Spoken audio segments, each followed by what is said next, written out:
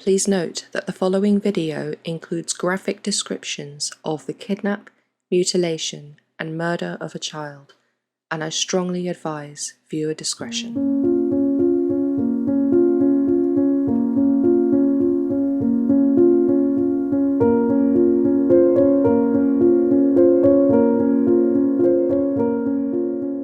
One of the most significant aspects of humanity that separates us from other animals is the use of multiple and complex languages. Language is an elaborate system of communication that evolved from simple primitive sounds and gestures to an ever-changing moving image of interpretation and meaning. There are thousands of languages spoken throughout the world, with words and phrases varying not only country to country, but between towns and cities. The English language, as it is spoken today, is very different to how it was used just a few hundred years ago. For today's person, reading the works of Shakespeare would require translation for the dialect present in his works. It's worlds apart from the many variations of the English language we know today.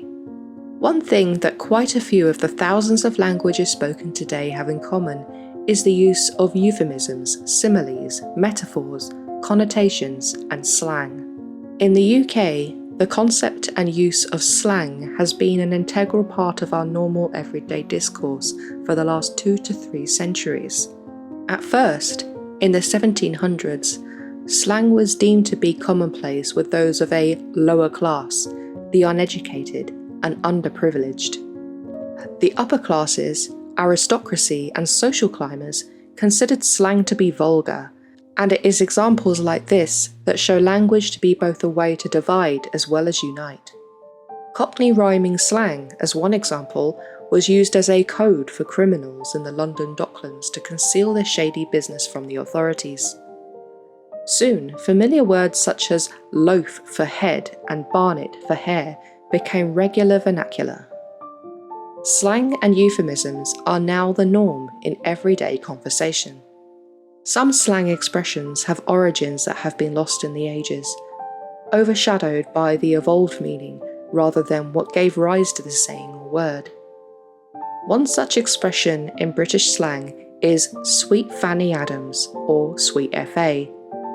The phrase Sweet Fanny Adams means nothing, or another way of saying fuck all. As in, if someone left their bill unpaid for the month, one could say, quote, "They've done Sweet Fanny Adams about that water bill," end quote. Like many slang sayings and euphemistic expressions, Sweet Fanny Adams has an origin. Fanny Adams was the name of a British girl born on the 30th of April in 1859, Alton, Hampshire. Her name lives on in a saying with which many British people are familiar, but seldom do they know her real story. In this video, I will detail what happened to Fanny Adams on the 24th of August, 1867, and I hope it gives you a new appreciation and respect for the origin behind the phrase. The market town of Alton lies in the southern English county of Hampshire, near the River Wey. Many battles took place in Alton, the last of which was in the English Civil War, and the novelist Jane Austen spent her final years in Alton. It has many landmarks and a great wealth of history, and in the 1800s, it had seen no to very little crime.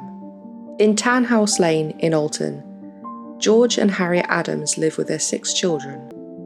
George's parents also lived next door. There were 4 girls and 2 boys.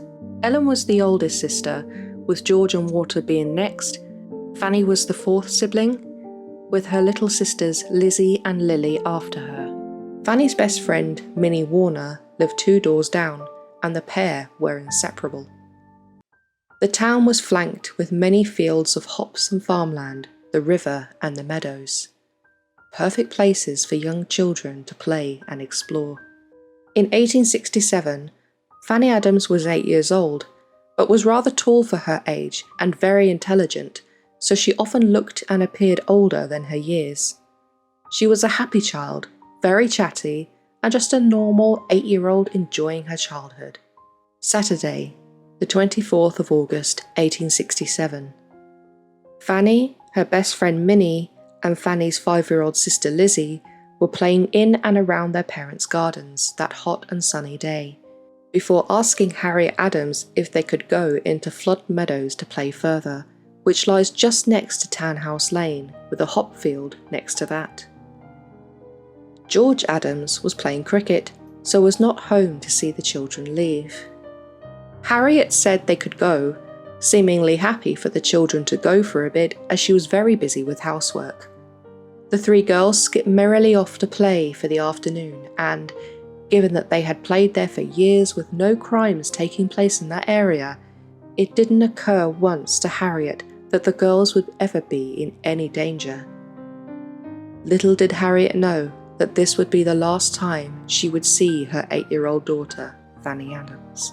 Flood Meadows was so called because it was near the River Wey, and the river often burst its banks, flooding the meadow.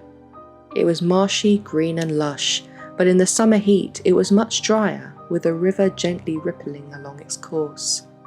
A few hours later, Lizzie and Minnie came running back to Townhouse Lane, without Fanny. They told Minnie's mother, Martha, that a young man had approached them as they had played, had given them some halfpennies to race each other through a lane called the Hollow between the hop fields. The girls did, and they continued picking flowers, with a gentleman playing with them and picking berries for them to eat. The man was not unknown to the girls, but not exactly known either. He had only been living and working in Alton for just a few months after moving from Guildford in Surrey. The girls recognised him from church attendances and the like. He was respectably dressed, with a dark dress coat, light-coloured waistcoat and trousers, and a top hat. This man was 29-year-old Frederick Baker, a solicitor's clerk to local solicitor Mr. Clements, and seemed kindly enough.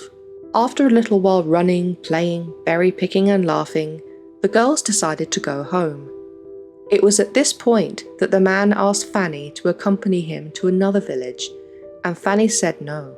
Frederick offered a halfpenny to Fanny to bribe her, but she still refused. Frederick was so determined to have Fanny accompany him that he even offered Minnie and Lizzie 3 halfpennies, so 3 times as much as he was offering Fanny, to buy themselves some sweets so he could be alone with Fanny. Minnie and Lizzie also refused.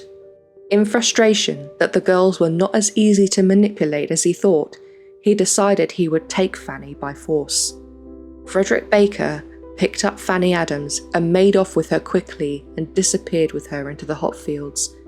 He was reported as saying, quote, "Come with me, and I will give you 2 pence more," end quote. Fanny was reported to have cried, quote, "My mother wants me to go home," end quote. However, Minnie's mother Martha didn't seem concerned. This was a quiet and peaceful and safe village. No child could ever come to harm, and she assured Minnie and Lizzie that Fanny was probably playing somewhere and would come home soon. Some sources say that Martha Warner ignored the girls and assumed that they were playing a prank. Minnie and Lizzie were somewhat placated by Martha's cool demeanour, so they continued to play outside Townhouse Lane until later that evening, when Harriet Adams was going to be starting dinner. Lizzie Adams was asked by one of the neighbours, Mrs. Gardner, about her older sister Fanny, who Mrs. Gardner noticed had gone to the meadows with Lizzie and Minnie, but had not returned with them or since. When Lizzie told Mrs. Gardner what she and Minnie witnessed, Mrs. Gardner got Lizzie to relay this to Harriet, who was immediately panicked. Harriet Adams, Mrs. Gardner and Minnie Warner went looking for Fanny in the meadows and along the river, assuming that Fanny was out somewhere playing or was lost and just needed to be found. They didn't find Fanny, but they saw a gentleman matching the description given by Lizzie, Frederick Baker. Minnie pointed him out as the one who had given them the pennies. Baker then corrected Minnie, saying it was 3 halfpennies, confirming that he was the gentleman in question. Harriet Adams knew that this was the person who had carried off her daughter, and she angrily confronted him, asking what he had done with Fanny. Frederick said that he had given Fanny some money to buy herself some sweets and left her to go on her way. Mrs. Gardner instinctively knew that Frederick Baker was responsible for Fanny Adams' disappearance and said, quote, "I have a good mind to give you in charge of the police," end quote. Frederick flippantly told her to do as she pleased, and although he refused to give the women his name, he told them where he worked before walking off. Later that evening, the family awaited Fanny's return to see if she had indeed been left alive and unharmed as Frederick testified, but she did not show. The residents of the area went out in search of Fanny in the lanes between the fields and the hollow. Soon they had to venture actually into the hop fields that were brimming with tall hop vines. The search party found nothing, but they were not the only people out in the hop fields. A farm labourer called Thomas Gates was working in the hop fields that evening when he saw something stuck atop 2 hop poles. Moving closer, he was more than shocked at what he found. Thomas Gates was an army veteran and had served in combat in the Crimean War, so he was used to devastating and gruesome sights. But what he saw affixed on the hop poles was worse than anything for which the war could prepare him. It was the severed head of a young female. Her eyes had been gouged out, and her mouth had been slit all the way to the ears, with one of the ears completely missing from the head. Just a few yards away, Thomas Gates discovered the torso of the young female, which had been completely opened and emptied of organs. He alerted the search party, who then alerted Harriet that her daughter's decapitated and grossly mutilated head had been discovered, confirming the worst of her fears. Harriet immediately started to run to the cricket grounds where her husband was playing, but collapsed on the way. George was alerted by the other residents in the area as to what had happened to his daughter, and as to who their main suspect was. Outraged and devastated, George went straight home, grabbed his shotgun, and was ready to seek retribution for the death of his daughter Fanny. The people helping with the search, his neighbours, friends and family, had to stop him from taking the law into his own hands. They calmed him enough to extract the gun from his grip, and some members of the party stayed with him and the family all through the night. The party and the police searched for the rest of Fanny's body and belongings, with her remains being found literally in pieces. A man called Harry Allen found Fanny's heart, an arm and her lungs. Fanny's limbs were found having been severed from her body, and one of her arms had also been cut into 2, and her left leg had the foot cut from it at the ankle joint. Her entire body had been completely emptied of its organs. Some of her organs were found, but some body parts were never found. Her liver was discovered having sustained further knife wounds, and her eyes had been dumped in the river. Her dress and pinafore were found at various locations in the hop fields, torn and covered with blood. One of her shoes was still on the foot. In one of her severed hands, she was clutching the 2 halfpence given to her by Frederick Baker. The murder weapons were thought to have been knives, but none were found. But there was a stone discovered that had hair and flesh stuck to it, and it was thought that this may have been what had been used to kill Fanny. Superintendent William Cheney went to the meadow and to a local doctor's surgery in Amory Street. At the surgery, he was handed a bundle that was labelled "Portions of a Child." This was before more searches were conducted, with some more limbs and organs being found, yet it is important to note that not all of Fanny's body was found. Her entire chest cavity had been opened, the breastbone had been removed, and this was one of the items that was never found. The very day that Fanny went missing and was discovered murdered and dismembered, her killer was found and arrested.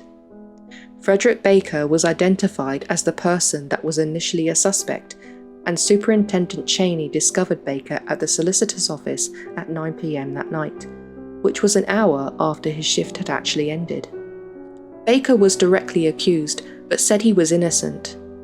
Soon, the people of Alton had heard that Baker was the only suspect in this heinous crime, and a mob had formed outside Baker's place of work. So the police had to take him to Winchester Police Station via the back door of the property. When Baker was searched, he had 2 small knives on his person, but they bore no visible stains.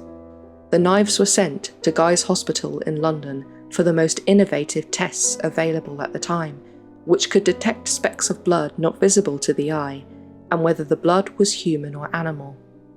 The test confirmed that there was indeed human blood on the knives, but when the knives were compared to the cuts on Fanny's body, it was deduced that these 2 knives weren't large or strong enough to have carried out the dismemberments. It has long been believed that these were either not the murder weapons, or there were more than just these 2 knives. Baker did have some blood spots on the cuffs of his shirt, and it was evident that his trousers and other clothing had only just been washed. Although Frederick Baker protested his innocence, when he was asked to account for the blood, he said, quote, "Well, I don't see a scratch or cut on my hands to account for the blood," end quote. This of course did not do any favours for his pleas of innocence. He seemed unaffected, unfazed, and not really comprehending the magnitude nor reality of the situation. If innocent, the news of a child being so brutally murdered and dismembered also didn't faze him. His demeanour was described as, quote, "cool and collected," end quote, with him showing no remorse or concern. Frederick Baker's desk at the office was searched and they found his diary.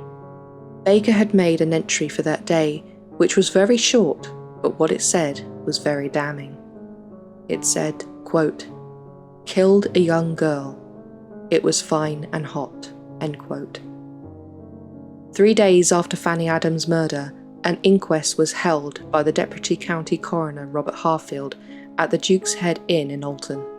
This was customary at the time in England, and it was a pre-trial to determine the ruling of the death, as well as if Frederick Baker would be charged for the murder and taken to trial. When considering the quantity of blood and the pattern on Baker's clothing, it was determined that Fanny was dead before she was mutilated and dismembered, as blood flowed from her body onto Baker's clothing rather than spurting and spraying.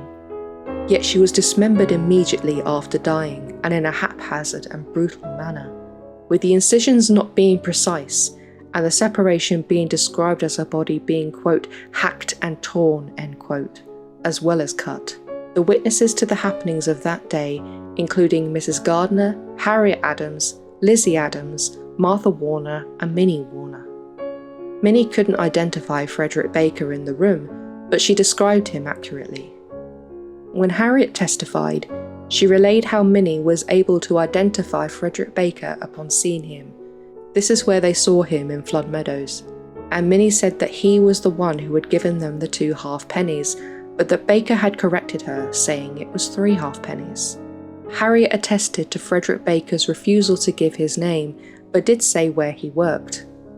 Mrs. Gardner testified, and she was able to identify Frederick Baker in the room. She had been the one to say that this man should be given in charge to the police, and said her reason for this is because, quote, "An old gentleman has been giving halfpence to the children for no good purpose, and I thought you were of the same sort," end quote.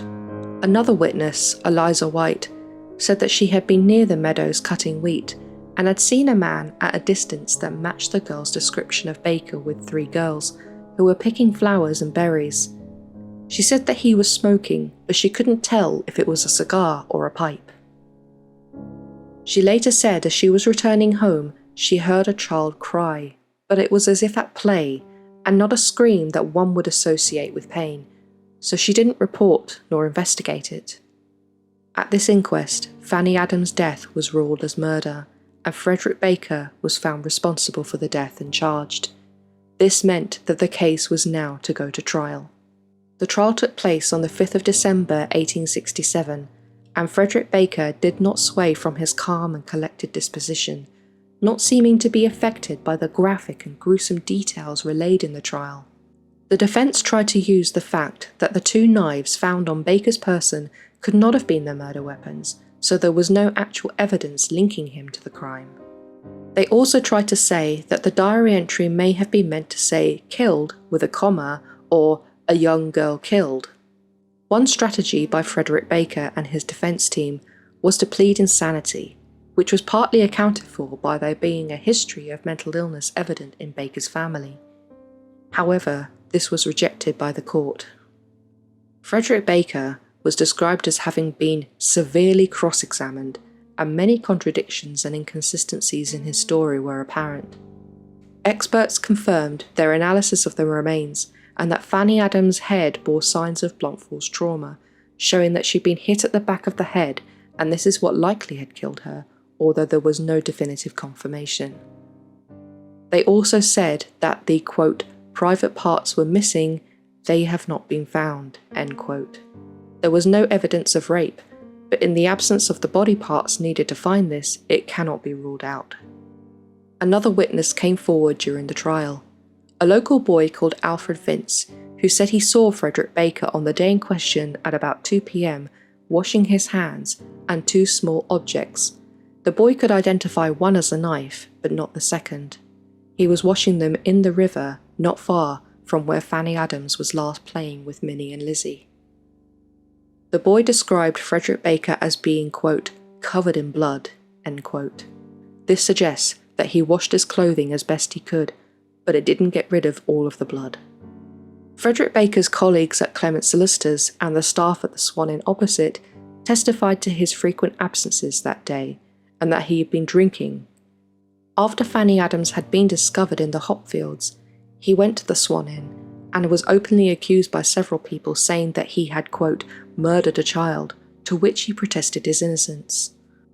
The jury did not take long at all to find Frederick Baker guilty of the murder of Fanny Adams, and his sentence, as was customary at the time for murder, was death by hanging. When the verdict was given, Frederick Baker had no reaction when the Clerk of Arraigns asked if he had anything to say why a sentence of death should not be passed. He simply said nothing. When the sentence was delivered, the judge donned the black cap and said, in part, Frederick Baker, you have been convicted by the jury of this dreadful crime, a crime rarely paralleled in the history of criminal prosecutions. For some purpose, probably the gratification of your lust, you carried this unfortunate child from her companions. Whether you effected any such purpose is not and is only known to yourself and to him who sees all things, but it is certain that the unfortunate girl whom you took into the hop garden on the 24th of August last was there brutally murdered and her body mutilated, probably with a view to prevent identification, or with a view of concealing the crime which may have preceded the murder. I feel deeply that a man in your circumstances should be found guilty of such. I feel it is a shock to our common humanity that such a man should have committed such a fearful crime. The sentence which I pass upon you is the sentence of the law. It is the sentence which the law assigns to the crime of murder. It is that you will be taken from hence to the place from whence you came, and thence to a place of execution, there to be hanged by the neck until you be dead, and that your body shall be buried within the precincts of the prison where you shall have last been confined. May the Lord have mercy upon you. Just before his execution, Frederick Baker wrote to Mr. and Mrs. Adams, saying how sorry he was at what he did to Fanny, but this expression of remorse, whether true or not, was of little consolation too late to the Adams. The day of Frederick Baker's execution was Christmas Eve, 1867. A crowd of 5,000 people had come to witness this embodiment of evil meet his maker. Frederick Baker was hanged at the Winchester jail in front of the crowd, and this was to be the last public hanging outside Winchester prison. Fanny Adams' gravestone was paid for by donations from local people in Alton, and still stands in Alton Cemetery today, where the poor girl's remains lie. You may be wondering what this story has to do with the expression Sweet Fanny Adams, a euphemism for nothing. It started in the Navy, where in 1869 tins of mutton were distributed to sailors to use when deployed, but the meat was very unappealing. The sailors joked that the tins of mutton were actually the unrecovered remains of Fanny Adams. The name Fanny Adams began its journey as a slang term for poor quality meat with very little value. The term sweet FA appears to have been used and evolved separate to the term Sweet Fanny Adams in the early to mid-1900s amongst the working class. Sweet FA actually meant sweet fuck all, but FA was used because profanity was considered extremely vulgar language in such times. The term was initially used when people were, quote, doing sweet FA, so was a description of times when people weren't doing any work. It was likely that the acronym FA, meaning fuck all, was changed to Fanny Adams because her initials fit and was much softer than a swear word. So the term Sweet Fanny Adams now means sweet fuck all. The problem here is that Fanny Adams' legacy is that her name now means nothing, when it should mean something. Slang is part of our very heritage, and we cannot stop people from using it, but there are times when the origins of the slang are lost in translation. By telling the story of the real Sweet Fanny Adams, I hope to be able to illuminate her life as a living, breathing being, a child whose life was cruelly cut short in a brutal way. It is Frederick Baker who should be considered nothing, and not Fanny Adams.